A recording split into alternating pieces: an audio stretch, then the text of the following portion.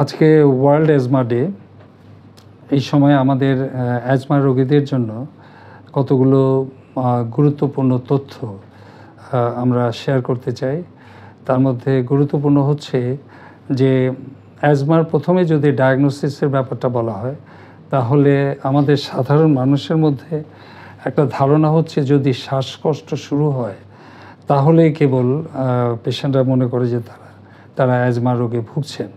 কিন্তু অ্যাজমা হচ্ছে একটা স্পেকট্রাম অফ ডিজিজ, অর্থাৎ এক প্রান্তে আছে কিছু সমস্ত রোগী যাদের কোনো সিমটম থাকে না বা খুব স্বল্প সময়ের জন্য কাশি হয়, কিন্তু যেটা দেখা যায় সেটা হচ্ছে যে সিজনাল কাফ যেটা বলা হয়, শীতকালে অথবা শীত থেকে গরমের যে ট্রানজিশন সময়টা, সে সময় কাশি হয়। দেখা যায় যে বছরে এরকম একবার কাশি হয়, সহজে ভালো হতে চায় না। সাধারণত 4 সপ্তাহের মধ্যে বা 1.5 মাসের মধ্যে এই কাশিগুলো ভালো হয়ে যায়। এই সমস্ত রোগী যারা আছেন, আপনাদের যাদের সিজনাল কাফ আছে আবার ভালো হয়ে যাচ্ছে, আপনাদের কিন্তু কতগুলো পরীক্ষা করে বুঝে নেওয়া উচিত যে আপনাদের সেটা অ্যাজমা আছে কিনা। বিকজ এই সমস্ত রোগীরা কিন্তু পরবর্তী পর্যায়ে ধাপে ধাপে লক্ষণগুলো তারা আসতে থাকে। সেজন্য খুব প্রাথমিক অবস্থায় যদি চিকিৎসা শুরু করা যায় বা দেওয়া হয়, খুব সামান্য ঔষধেই এই সমস্ত রোগীরা ভালো থাকতে পারে এবং দীর্ঘমেয়াদী ভালো থাকতে পারে। আরেকটা ধাপ হচ্ছে মাঝখানে যাদের লক্ষণ আছে, যাদেরকে আমরা 2 ধরনের ওষুধ দিই। একটা হচ্ছে যে রিলিভার মেডিসিন, সেটা হচ্ছে যে সাধারণত ইনহেলার ফর্মে দেওয়া হয়। তো যেটা রিলিভার মেডিসিন, সেটা আপনার লক্ষণ অনুযায়ী আপনি ব্যবহার করবেন। ইনহেলারটা হচ্ছে সবচেয়ে ভালো ব্যবহার করা অ্যাজমা রোগীদের জন্য, কারণ তাৎক্ষণিক কাজ হয় এবং এতে পার্শ্ব প্রতিক্রিয়া কম থাকে। এবং আরেকটা ইনহেলার দেওয়া হয় যেটা হচ্ছে প্রিভেন্টার, এবং এই প্রিভেন্টার মেডিসিনটা সাধারণত এটা সিমটম বা লক্ষণ না থাকলেও নিতে থাকতে হবে এবং এটা দীর্ঘমেয়াদী নিতে হবে। এখন অনেক ধরনের কম্বিনেশনে আমাদের প্রিভেন্টার বা রিলিভার মেডিসিন চলে আসছে। অ্যাজমার ক্ষেত্রে কিন্তু একটা বিশাল ব্যাপক অনেক ধরনের আবিষ্কার হয়েছে এবং নতুন নতুন মেডিসিন আবিষ্কার হয়েছে, যেগুলির দ্বারা এখন আমরা খুব দক্ষভাবে রোগীদের চিকিৎসা করতে পারি।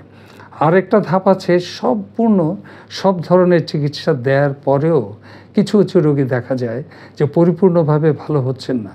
তারা সিমটম বা অসুস্থ থেকেই যাচ্ছেন, শ্বাসকষ্ট থেকেই যাচ্ছেন। তাদেরকে স্টেরয়েড দিতে হচ্ছে মুখে, এবং সেই স্টেরয়েড নেওয়ার পরেও তাদেরকে পুরোপুরিভাবে সুস্থ করা যাচ্ছে না এবং পার্শ্ব প্রতিক্রিয়া দেখা দিচ্ছে স্টেরয়েডের সাথে সাথে। এই সমস্ত রোগীগুলোকে আমাদের মতো বিশেষজ্ঞ চিকিৎসকের তত্ত্বাবধানে আসতে হবে। আমরা পরীক্ষা করে দেখেছি যে সাধারণত অ্যাজমা রোগীদের মধ্যে 90% কিন্তু সুস্থ হয়ে যান। অনলি 10% পেশেন্ট এই ধরনের ক্রনিক এবং সিভিয়ার স্টেজে থাকেন। এদের জন্য কিন্তু নতুন নতুন অনেক ধরনের মেডিসিন চলে এসছে আমাদের কাছে, এবং এটা যদি সঠিকভাবে চিকিৎসা করা হয় এবং ঠিকভাবে আমরা পরীক্ষা নিরীক্ষার মাধ্যমে চিকিৎসা করি, তাহলে এই সমস্ত রোগীরা অনেক ভালো স্বাভাবিক জীবনযাপন করতে পারেন। আরেকটা ব্যাপার হচ্ছে যে অ্যাজমাটা কিন্তু অনেক সময় বয়স্ক রোগীদের ক্ষেত্রে, এল্ডারলিদের ক্ষেত্রে একা থাকে না। এই সমস্ত রোগীদের অন্যান্য অসুখ থাকে, ডায়াবেটিস, হাইপারটেনশন, হার্টের অসুখ, এবং হার্টের অসুখের সাথে অ্যাজমার ডিফারেন্সটা খুব ভালোভাবে সূক্ষ্মভাবে নির্ণয় করেই কিন্তু চিকিৎসা করতে হয়। এই সমস্ত রোগীদের ক্ষেত্রে আরেকটা গুরুত্বপূর্ণ বিষয় হচ্ছে প্রতি বছর এই সমস্ত অ্যাজমা রোগী যারা আছেন তাদের একটা ভ্যাকসিন নেওয়া উচিত, যেটা ইনফ্লুয়েঞ্জা ভ্যাকসিন। এই ভ্যাকসিনটা নিলে আপনাদের বারবার সর্দি কাশি হয়ে অ্যাজমা আক্রান্ত হওয়ার সম্ভাবনা কমে যায়, এবং এই সমস্ত রোগীদের একটা নিউমোনিয়ার ভ্যাকসিনও নিয়ে রাখা উচিত, যেটা দীর্ঘমেয়াদী নিউমোনিয়ার প্রতিরোধ গড়িয়ে তুলবে। এইভাবে আমরা যদি নিয়মিত যাদের অ্যাজমা আছে তারা চিকিৎসকের তত্ত্বাবধানে থেকে পরীক্ষা নিরীক্ষা করে আমরা সচেতনভাবে সঠিকভাবে চিকিৎসা চালিয়ে যাই, তাহলে অ্যাজমা রোগীদের কোনো রকমের লক্ষণ ছাড়াই স্বাভাবিক জীবনযাপন করতে পারবেন।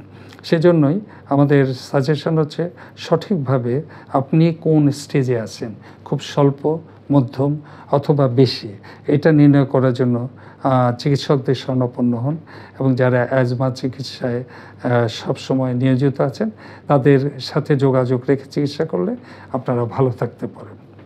শুভেচ্ছা থাকলো, সবাই ভালো থাকুন।